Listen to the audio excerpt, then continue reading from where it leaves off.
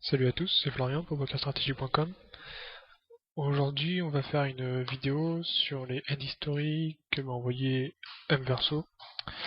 Donc c'est des end stories, en fait il a repris celle qu'il avait donnée avec la vidéo qu'il avait postée sur le forum. Mais la qualité de la vidéo était pas géniale pour faire une vidéo, donc on va refiler les end history de cette vidéo là. Et on va analyser son jeu, mettre en avant les erreurs qu'il a pu commettre, ainsi que les mains bien jouées. Donc voilà, on va commencer. C'est des sit and go following regular sur Full Tilt Poker à 5$ buy-in. Donc comparé à des 1$ ou 3$, on va toujours avoir des mauvais joueurs aux tables. Par contre, on va peut-être rencontrer quelques joueurs qui savent un petit peu mieux jouer. On va pas avoir des gros sharks non plus, mais on va dire que quelques joueurs vont savoir à quoi ressemble la continuation bet, savoir quel flop est bon, etc. Donc on va peut-être rencontrer un petit peu plus d'agressivité de la part de entre guillemets de bons joueurs.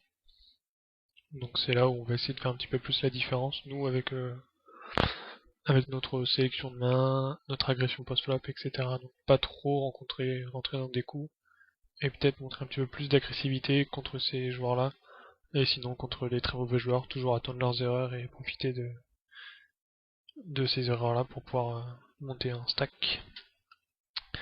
Donc on va commencer, ici 9 et 10, donc ça va être un fold, As-As, donc UTG, donc relance standard, il décide de faire 4 big blinds, donc je sais pas trop si c'est son standard, même s'il serait en fin de position, ici c'est correct.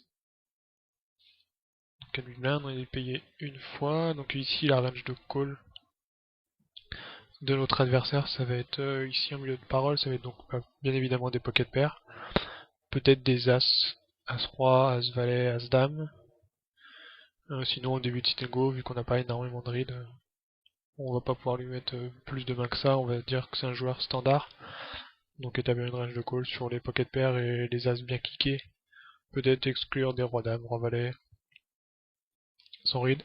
J'ai mis le tracker donc avec le HUD, parce que dans sa vidéo, Verso avait donc son tracker allumé.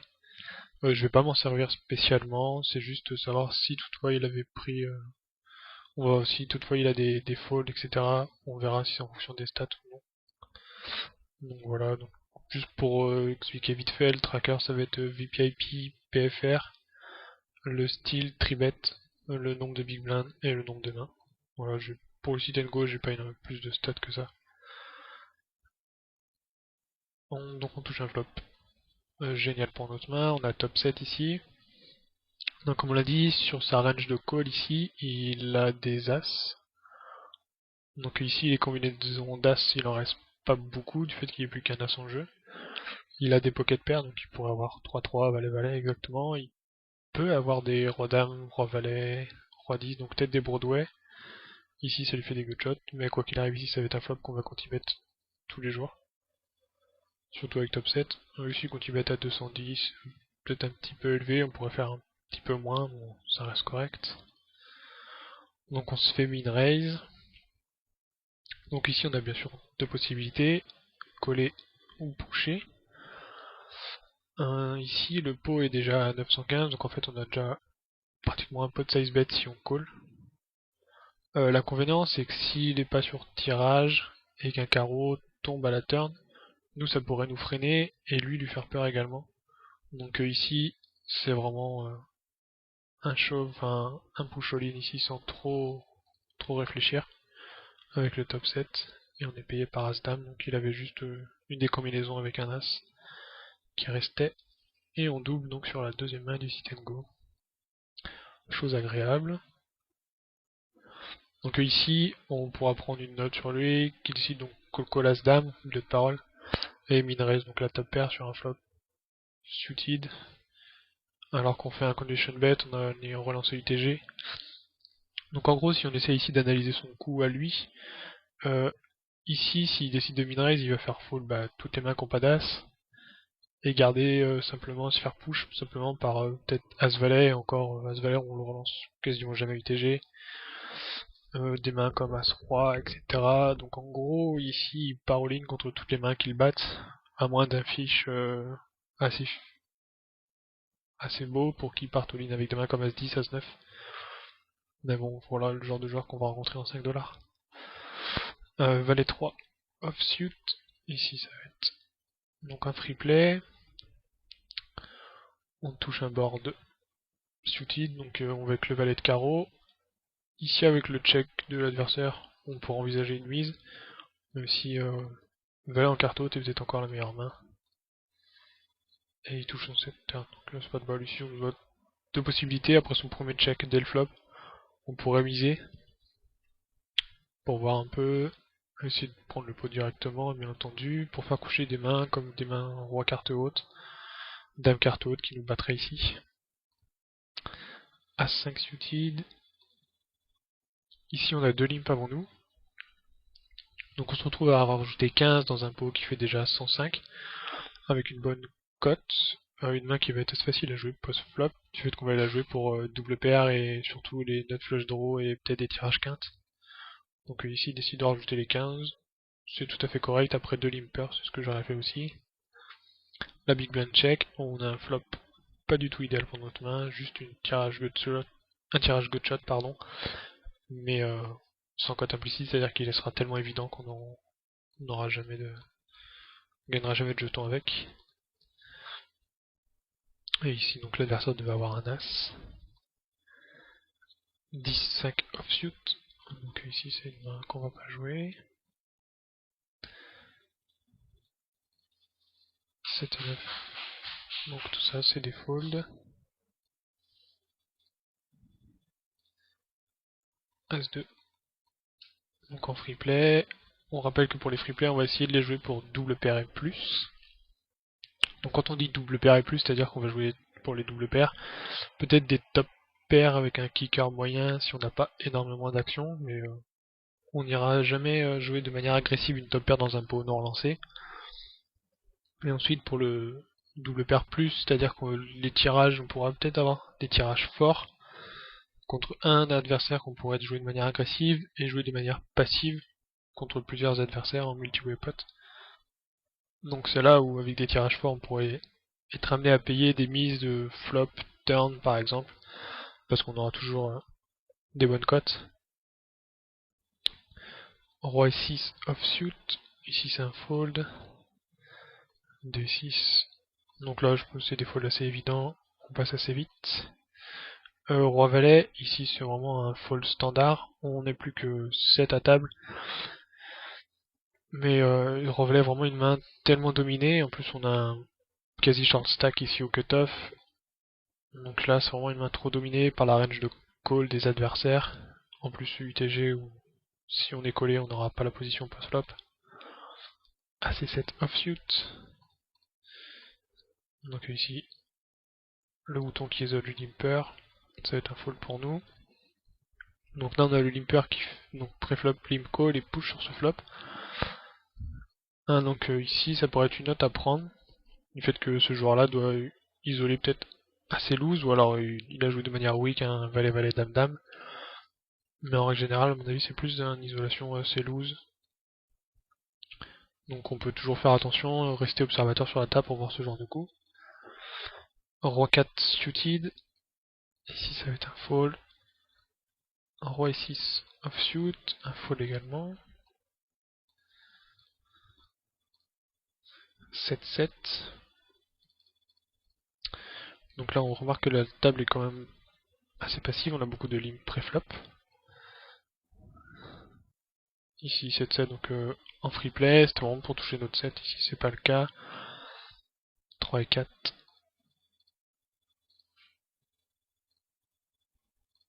Dame valet suited. Donc ici, comme tout à l'heure pour le roi valet, on a une main qui est pas trop mal, qui est quand même assez forte, avec un potentiel suited en plus, donc ça rajoute des tirages. Par contre, par rapport à la range de call de nos adversaires, on est assez loin derrière si on touche un flop. Donc en gros, si on décide de relancer ce genre de main, on va générer de l'action au flop que contre des mains qui nous battent. Donc si on est payé par des rois dame, as valet, roi valet, etc. Si on touche des flops comme dame ou valet en carte haute, si on génère de l'action, c'est que l'adversaire sera très et trop souvent devant nous pour que rentabiliser cette main là. Donc en gros, on va remporter des petits pots quand l'adversaire ne touchera pas le flop, et être amené à jouer des pots difficiles, donc des situations marginales, en général hors de position en plus, avec une main qui est trop dominée, donc c'est pour ça qu'on décide de la coucher pré-flop. Roi dame, donc pour les mêmes raisons. En plus ici on arrive dans la phase du sit and go où nos adversaires ont des stacks à push. Donc ici on cut-off à 14 big blind, la big blind en a 11, le bouton 12, donc vraiment ici ce sont des stacks pour e-steal assez faciles. Donc on va essayer de soit relancer moins ou moins fort, et on va essayer bien de cibler nos adversaires. Et là UTG, on a tous nos adversaires qui restent à parler, donc on peut pas trop cibler. C'est pour ça qu'il est vraiment, de manière générale, décidé de folder ce genre de main. 8 et 9. Donc ici on a le stack 10 big blind qui relance juste. Donc ici si on décide de push avec 8 et 9, en gros ici notre adversaire nous montre clairement qu'il va jamais fold si on push, parce qu'il rajoute donc 300, il aura 700 à rajouter sur un pot qui fera déjà 2000, près de 2100. Donc il aura une cote quasi pour coller ni tout. Donc là quand il relance simplement ici de manière générale, il va call tous nos push, donc vraiment tightifier ici sa range de push sans fold equity. Roi 5 offsuit. Bon, ici on décide de fold, c'est pas une erreur. C'est même plutôt la meilleure solution. As 4 suited, ici ça va être un fold. 7-7. Donc là on a deux limps avant nous, dont le short stack qui limp à nouveau. 7-7 avec une main un peu bancale, c'est-à-dire que si on décide de juste simplement de relancer pré-flop, le premier limper pourrait coller, on va se commit de toute façon s'il y a simplement le deuxième limper. Donc en gros ici si on relance c'est pour partir all-in si le short stack push. Et sur un flop on va avoir trop souvent d'overcard si on a un seul caller pour pouvoir faire un continuation bet ou autre qui va nous commit très facilement. Donc là ce serait surjouer un peu notre main et de manière trop agressive si on décide de la push pré-flop. Simplement limper peut être ok, même si j'aime pas trop du fait qu'on n'a pas trop la cote pour jouer notre set. Et investir ici sans jeton, c'est quand même pas de mal, et surtout qu'on a des short stacks derrière qui pourraient eux push assez facilement vu déjà la taille du pot et la taille de leur stack, notamment la big blind ici qui pourrait décider de push une grosse partie de sa range avec l'argent mort dans le pot. Un flop où on touche pas notre set et on va être amené à folder notre main. Donc là le fold pré-flop est meilleur que le simple limp, et encore meilleur que le push. Dame dame, donc là ça va être assez facile. On fait 4 big blind de manière standard. Donc là on peut voir que ce joueur là a des stats donc très neat. Par contre il relance donc 3%. On pourrait juste regarder par rapport à Killator. Qu'est-ce que ça peut faire? 4 pour 3%. On n'a pas énormément de mains. 189 ça commence à être pas mal.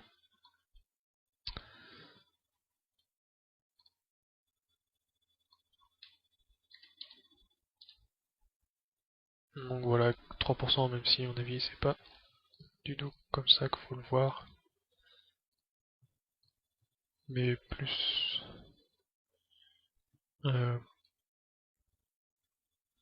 comme ça. Donc en gros il va relancer valet plus et as-roi. Et par contre il va limp 10%, donc entre les 3 et les 10%, donc ça va être à peu près tout sur tout le reste. Bon là ça va être un peu délicat, mais en gros il va limp pas mal de pocket pair. Et c'est le genre de joueur qui va plutôt limper des as-valet, as-10, voire as-dame. Donc faire attention lorsqu'on va isoler ce genre de joueur, et plutôt resserrer notre range, surtout s'il est assez collant post-flop. Mais là clairement avec son stack c'est plus essayer de partir all-in pré-flop, surtout avec dame-dame. Surtout que là on va se commit à son stack et il fold. Donc toujours pareil, essayer d'être observateur sur ce genre de coup et de prendre une note, c'est-à-dire que limp fold avec 10 big blind. Dame valet, donc même raison que tout à l'heure, c'est un fold. As-9 offsuit, ici on a un limper préflop. Alors là il décide de relancer. Alors j'aime pas du tout cette relance. Déjà As-9 est pas une bonne main, donc il peut toucher un top pair avec un mauvais kicker. On va jouer hors de position et la relance est beaucoup trop faible. Là ça serait une relance si on était first in, mais là après un limper, il faut relancer plus fort. Donc là le limper call, on touche une top pair top kicker, donc là on va avoir un continuation bet facile. Et notre adversaire fold. Mais là clairement il faut relancer plus fort préflop. Et surtout accepter le free play avec As-9 offsuit, ne pas le relancer. Bon après si l'adversaire est assez weak et de manière et fold beaucoup, soit limp fold beaucoup, soit fold beaucoup sur les continuation bets, ça pourrait se défendre mais avec un stack plus important. Là on va investir 300 jetons, donc plus de 10% de notre stack. Voilà, ici c'est vraiment une erreur de relancer As-9 dans cette position. 6 et 10 offsuit, donc là c'est un fold, 9 et 3 également. As-4 suited, donc ça pourrait être une bonne main de voler les blindes, sauf que les blindes ici ont des stacks beaucoup trop faibles pour pouvoir relancer, même s'ils sont assez neat, donc vont la plupart du temps fold et attendre une bonne main pour push. Mais là As-4 on est un petit peu loin et les stacks sont trop faibles dans les blindes. 4-4. Donc là toujours pareil, on est 6 joueurs. Donc là quand on arrive dans cette phase à 6 joueurs, donc phase de short-ended, on va plus souvent relancer que limper nos mains. Donc ici on va plus limper, donc on va plus du tout limper, surtout avec les stacks qui restent en jeu. Donc ici c'est décidé soit de raise, soit fold. Et toujours pour les mêmes raisons, être attentif et regarder les stacks qui restent à parler. Et ici bouton et cutoff ont un stack beaucoup trop faible. Donc si on relance, on va être committé à leur stack avec 4-4. Et jouer un coin flip maintenant, ça va pas être idéal. Ça va diminuer nos stacks une fois sur deux. Donc ici je préfère fold. Ici c'est la bonne décision. Donc en plus on avait des mains contre nous. 3 et 5, 6, 6. Donc là on a un caller. Décide de payer, donc pourquoi pas, si l'autre adversaire n'est pas très agressif, on pourra aller sûrement gagner un pot. Et ce qui est le cas. On aurait pu même juste relancer, mais on n'a pas énormément à prendre. On a juste 80 dans le pot, même un peu moins avec donc le petit side pot à côté. Valet 6, offsuit, c'est un fold, roi 2 également. Donc là pas énormément de mains pour essayer de jouer un peu plus agressif. Là valet 9, donc là on se retrouve avec des stacks 17, 15 big blind, donc c'est des bons stacks. On peut se permettre encore ici de voler les blindes. Il faudrait faire une petite relance. Si les joueurs sont assez agressifs, on restyle assez souvent, ce sera un fold. S'ils sont très serrés et fold la plupart du temps préflop, ici on pourrait relancer au bouton pour voler les blindes avec valet 9. 9 et 6 c'est un fold, as valet ça va être une relance. On décide de faire 2,5 big blind. Ici c'est ok. C'est le montant que je vais faire à partir des blindes 25-50, donc à partir des blindes 80-160 c'est bon. Un flop donc roi haut. Donc ici la range de call de notre adversaire va être hors de position, donc peut-être des bons as, as-dame, as-roi je pense qu'il le tribet assez souvent. Préflop, donc il reste des pocket pairs, donc peut-être de 9-9 jusqu'à 6-7-7 on va dire. Peut-être 10-10 s'il est assez weak. Valet-Valet, je pense qu'à 6, même 5 joueurs, il tribet push préflop. Donc en gros ici, il va pas avoir beaucoup de rois dans sa range. Plus des pocket pairs, donc contre lesquels il est devant nous, et on pourrait sûrement le faire passer sur un continuation bet, s'il décide de jouer sa pocket pair seulement pour la set value. Ici en plus hors de position, ça va être délicat pour lui de jouer ça. Il décide de faire un petit donk bet. Alors ça pourrait être une pocket pair qui ferait entre guillemets un bet pour info. Donc là on pourrait soit décider de push ou fold, j'aime pas trop le call. Avec l'as de cœur ça pourrait peut-être être envisageable avec un backdoor flush draw. Mais là ici rien que le valet de cœur il pourrait avoir des dames, même l'as de cœur en main. Donc ici je pense que la meilleure solution sera de fold. Après s'il le fait trop souvent on pourra le sanctionner ça parce que ça montre pas énormément de force, surtout vu la taille de son bet. S'il veut faire de la value avec un roi il va la plupart du temps miser beaucoup plus. Donc ici ça va être pas trop le mettre sur une range, mais je pense qu'il a plus une pocket pair qui décide de faire un petit donk bet pour voir notre réaction. Et vu qu'on n'a pas de profondeur de stack, on est obligé de fold. 8 et 10, donc on touche la deuxième paire. Ici il décide de check call. J'aime pas énormément ça. Parce que si on n'a pas d'overcard sur turn river et que l'adversaire continue à miser, on se rend pas trop s'il a un as ou pas. L'adversaire ici limp énormément, donc là c'est fait partie du intégrat. Enfin, est vraiment dans sa range. Il va limper des petits as. Donc même des 8 mieux kickés que nous. Ici je préfère largement le check fold ou check call. Donc en plus on check call 3 street. Bon, je pense que là quand il mise même petit, il a 99% du temps soit un as, soit un 8 mieux kické. Là on bat qu'un bluff, parce que même le 3, s'il faisait ça avec un 3, ben, le 3 arrive sur la river. Et donc il faudrait qu'il fasse ça avec un roi carte haute, dame carte haute. Et ou un 9-2. Pourquoi pas. Même si c'est un fiche, ici je pense que flop c'est préférable de check fold.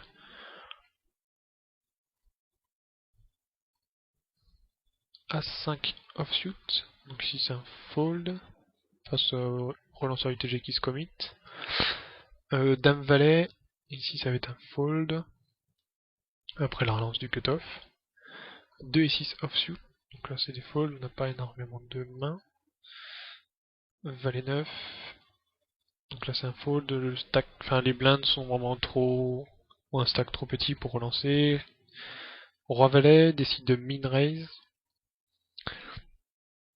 Si c'est pour min raise call, ok. Si c'est pour min raise fold, j'aime pas du tout, parce qu'on met plus de 10% de notre stack au milieu. On va se retrouver presque commit par rapport à la range de push adverse. Bon là, c'est plus délicat parce que ici, donc la grosse serrure montre vraiment beaucoup de force ici. Et l'autre fold, donc vraiment ici roi valet c'est un fold préflop.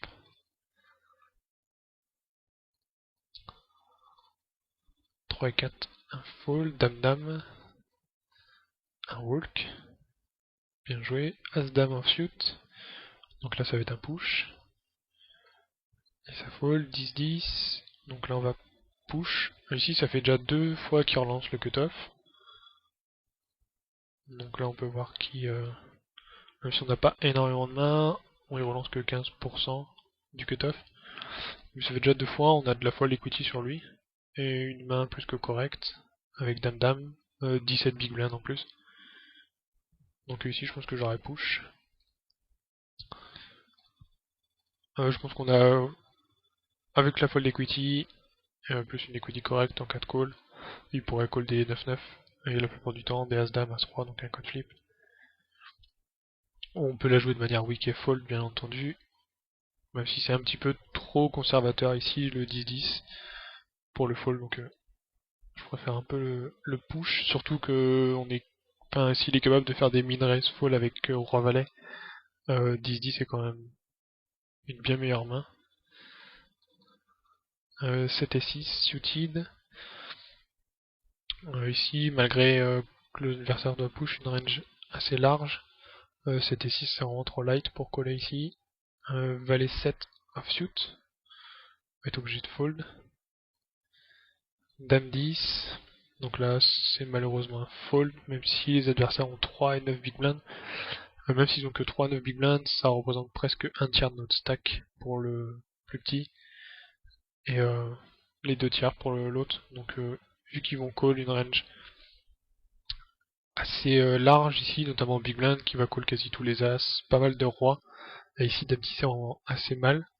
On pourrait juste regarder quelle range il faudrait push ici, avec sit and go endgame. Juste pour voir, donc je vais juste rencontrer les stacks à côté, ce sera plus simple. Alors voilà, même une dame 10 pourrait être un push finalement. On se remarque avec dame 10 offsuit. Ici au bouton, on a un push. Donc on a une grosse range qu'on peut push justement.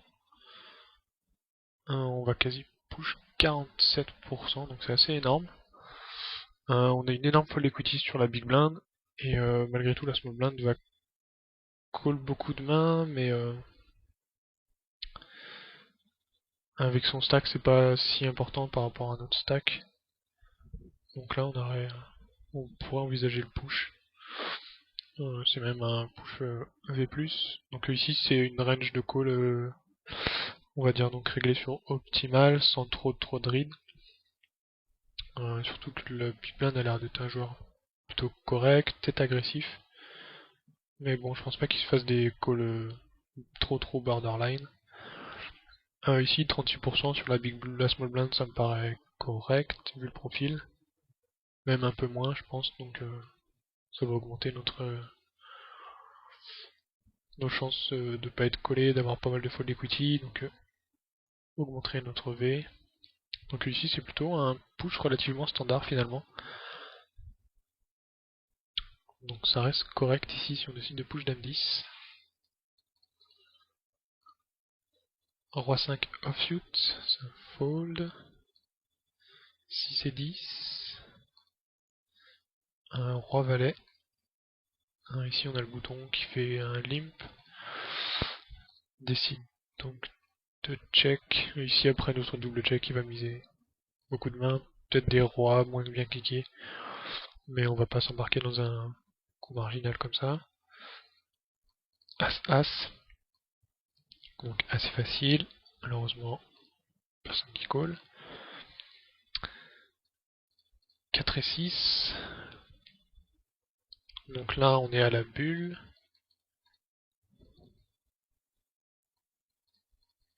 Juste pas être trop étonné.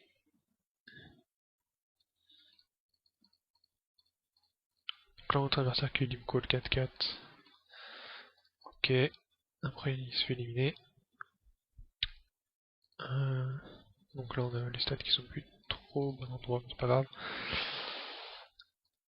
À la bulle, donc là on a un stack simple, plus que 10 big blind.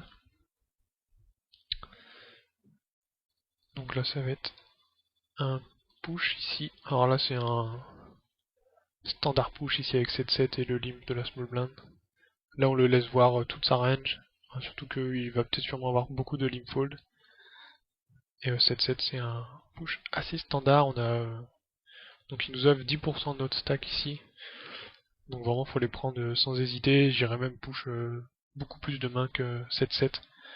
Ici sans read précis sur le fait que notre adversaire est capable de limp call en bataille de blind. À partir du moment où limp, je prends ça pour énormément de faiblesse, donc je vais push beaucoup de mains.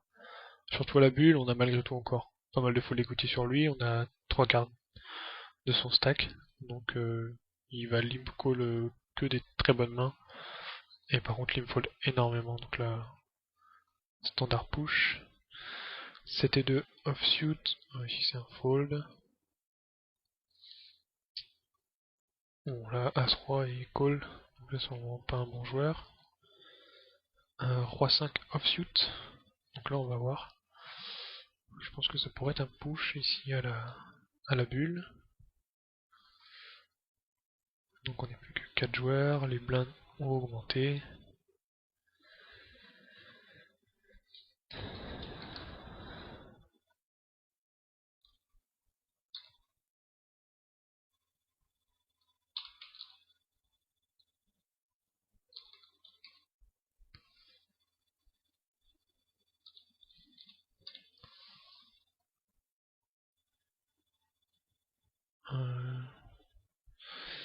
Il me manque des jetons, donc ça doit être ici, où je dois me planter.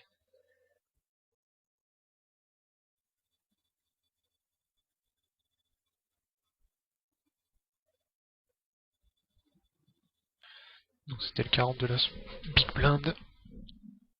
Là c'est ok. Push, donc ici par contre ce serait un fold. Ici avec roi 5, on n'a pas trop de range. Donc ici, du fait qu'on a un edge, on pourrait choisir plus avoir une différence de V aux alentours de 0,3, enfin 0, 0,2 ça reste correct. 0,1 me paraît un peu trop faible, du fait qu'on va quand même avoir un edge relativement correct pré-flop et post-flop. Donc voilà la range pour laquelle on pourrait push, donc au final c'est quand même une range pas mal tight. Donc ici roi 5 c'est un fold. 7 et 10 offsuit. Ça va être également un fold. As-Roi, donc là c'est push assez standard, notre adversaire fold. As-6 offsuit.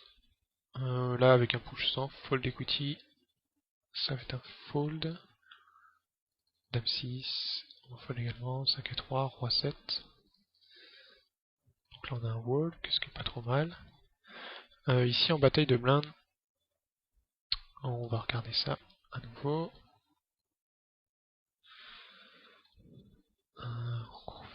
Fallait 8. Alors on a augmenté.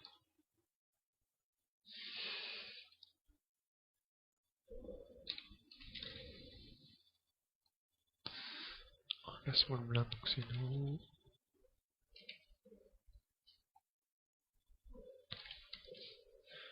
Alors là, la différence de PokerStars, c'est qu'on va pas avoir tenté, donc le pot va être un peu moins gros à voler.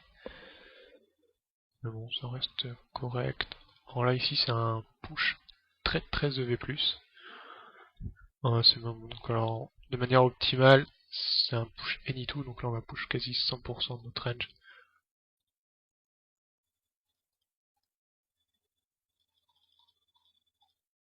Mais voilà, là ici, bon, si l'adversaire call un peu plus, mais malgré tout à la bulle, il va avoir un call assez light, assez serré, pardon.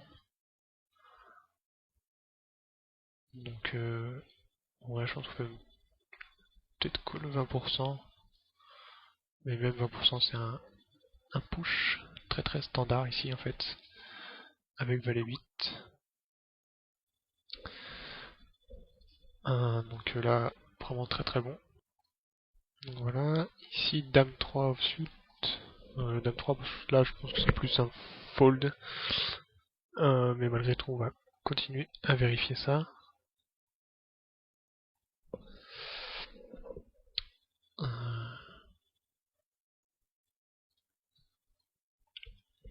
Alors les positions ont un petit peu changé.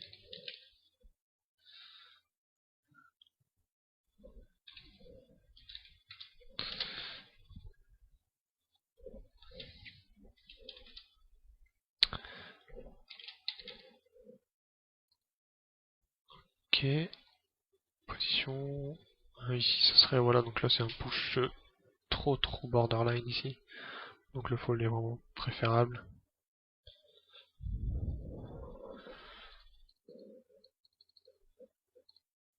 Dame 10 offsuit. Donc alors ici, Dame 10, ça pourrait être un push. Les joueurs ont quand même l'air assez taille, donc on a l'air de fold pas mal de mains pré-flop. Et pas avoir de call bizarre. Et ici avec notre stack on a quand même un pot qui fait 600 à prendre au milieu, donc Dame 10 ça reste correct, et ici ça sera un push. Donc là on est dans une phase de bulle où du fait que les joueurs ont été assez tight, la montée des blindes sur full tilt est un petit peu plus rapide que sur Poker Stars, donc on va atteindre souvent des bulles où pratiquement tout le monde est en push or fold, ce qui est le cas ici. Donc il faut vraiment essayer de prendre l'agressivité et essayer de marcher un peu sur la table et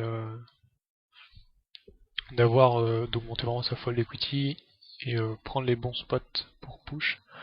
Ici on a vu on a raté pas mal de push qui étaient EV+, donc pas des push qui sont super évidents en premier abord, mais qui finalement se retrouvent donc EV+, donc c'est ça qui va faire un peu la différence, peut-être pas en 5$, mais sur les buy-in suivants, donc surtout dans les 11, 22, voire un petit peu plus, donc pas ce qui va vous concerner dans un premier temps, mais essayez de prendre ce genre de réflexe et essayer de changer justement ces petits détails qui vont faire la différence, surtout sur votre ROI. Là, ça nous permet quand même de justement avoir un plus gros, de passer en stack, donc de prendre le chip lead si tout le monde fold lorsqu'on push, notamment cutoff et bouton. Donc ça va un peu augmenter notre fold equity. Donc là, c'est vraiment des bons spots. Ici, on a un walk. Donc on a vraiment une table très tight, trop tight même. Il a 7-8, donc là, même pas trop besoin de regarder sur le logiciel, c'est vraiment un push ultra standard. On a vu tout à l'heure que on pouvait push une grosse partie de range, surtout en bataille de blindes. As-Valet, donc voilà, c'est un push. Et tout le monde fold. Donc surtout en plus avec notre image, où là on va quasiment jamais se faire call.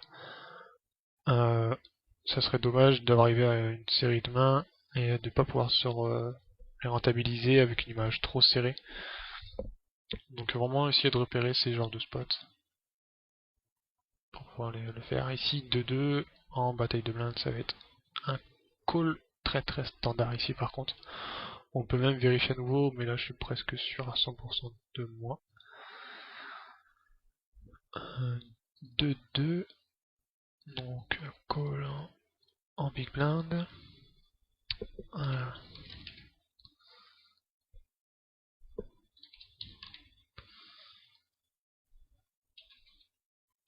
Faut juste s'imaginer que donc ici notre adversaire va avoir une range de push any two en fait, ou même plus, enfin un peu moins. Donc là c'est vraiment un call assez standard. Ici, même si on va dire voir à partir de 2-2, ça va être le pat de notre trench. Donc pour avoir 0,3 d'equity, ici push 61%. On va dire que pour que le call soit à peu près borderline, il faudrait qu'il push 40% de ses mains. Je pense pas que ce soit le cas ici. Après, s'il est vraiment très tight, ça pourrait être ok, mais bon là il a pas énormément de push, il nous a laissé pas mal de walk. Mais malgré tout, ici ça va être un call standard. Il nous faudra ici avec le facteur bulle, donc presque 50% d'equity, on va dire. Enfin un peu plus de 40 même. Donc ici 2-2, je pense que c'est vraiment pas trop mal.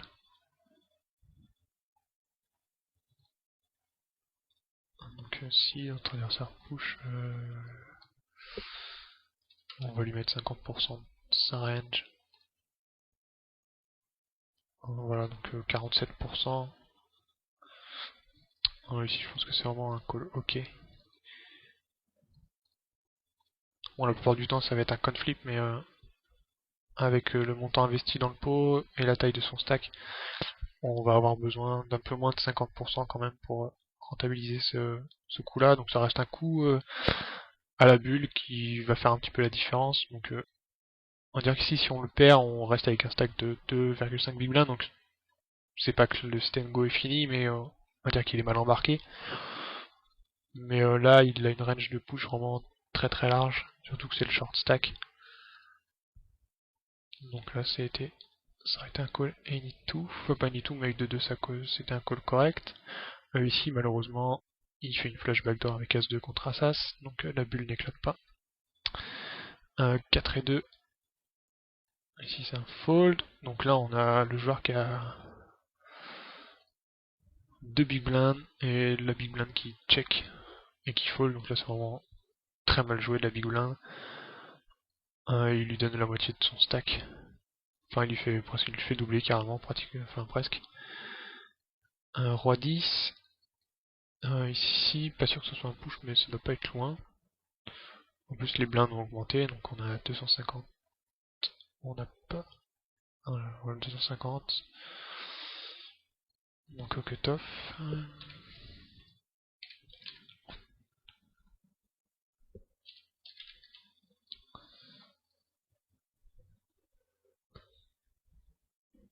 Donc là, ici, Roi 10, ça pourrait être un push. On a plus 0,2, donc 2V différence. Malgré tout, ici, je pense que le bouton, même s'il a un très short stack, n'a pas forcément une range de call aussi tight que 11%. Donc je pense qu'on pourra ici, ça va être peut-être borderline de push. Enfin, c'est plus en fait les stacks qui sont après qui m'embêtent un petit peu plus. Parce qu'ici, il se réveille avec des mains, même si c'est rarement le cas. Ici, ça va être borderline, donc le fold n'est pas si grosse erreur que ça. On n'a pas une différence d'equity vraiment énorme, donc le fold n'est pas une énorme erreur. 7 et 2. Par contre ici je suis presque sûr ici qu'on peut même push 7 et 2 suited. Donc on va refaire le calcul.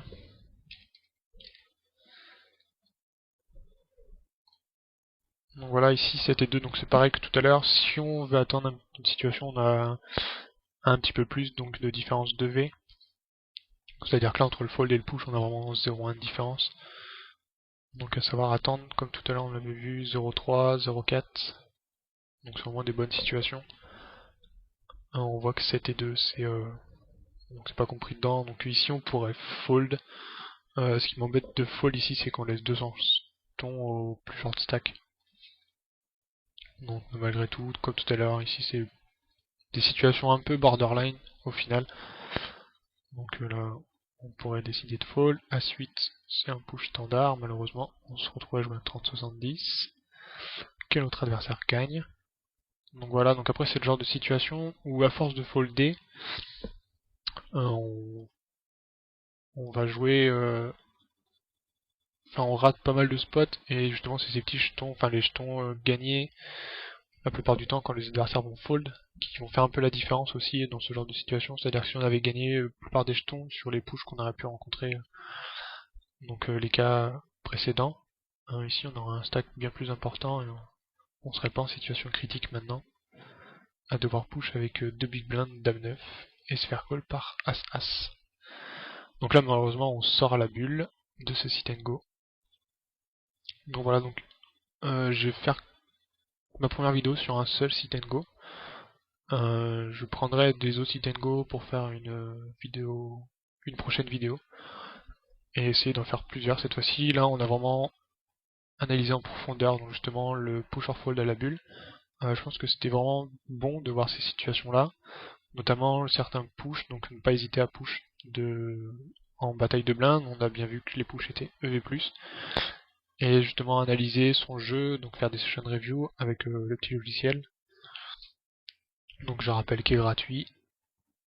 Ça va remplacer un peu Sit and Go Wizard, mais si pour le moment sur les micro-limites vous n'êtes pas prêt à investir 80$, ce que je peux comprendre très bien, ça vous permet quand même de voir certains spots contre lesquels vous n'êtes pas forcément à l'aise, et ça vous permet de faire la petite différence, notamment sur les Sit and Go 5-10$ contre les bons joueurs. Vous allez rencontrer quelques bons joueurs qui savent jouer la bulle. Donc voilà, donc c'était Florian pour pokerstrategy.com. Salut à tous et à bientôt.